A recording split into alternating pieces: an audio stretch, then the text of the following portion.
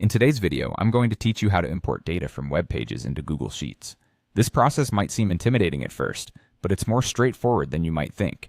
Plus, it's incredibly useful for quickly organizing large swaths of data collected from the internet.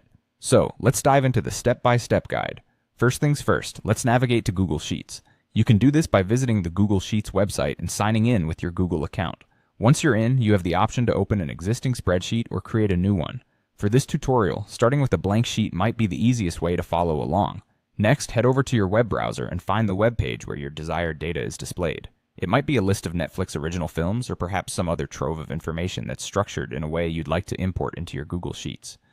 Once you've got that web page, simply copy the URL from the address bar. This step is crucial as you'll need this URL for the importing process. With the URL in hand, return to your open Google Sheet. Now you want to select where this imported data will appear. Click on cell A1, which is usually a safe choice to start filling data from.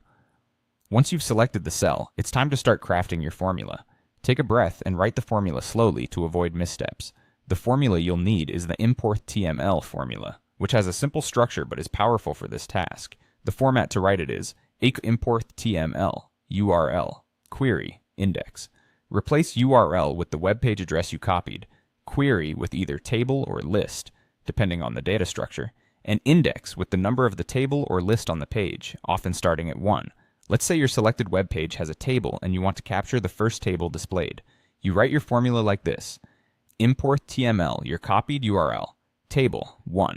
Once you've entered the formula, hit enter. This action will prompt Google Sheets to reach out to the web page and retrieve the specified data, neatly placing it in your spreadsheet. Double check for typos in the URL, query type, or index number, as even a small error can disrupt your data importing process. If everything is correct, your selected data should now be visible in your Google Sheet. You can then format or analyze the data as needed. By following these steps, you can easily pull in data from various web pages into Google Sheets, making it a versatile tool for anyone working with large quantities of data or maintaining real-time updates.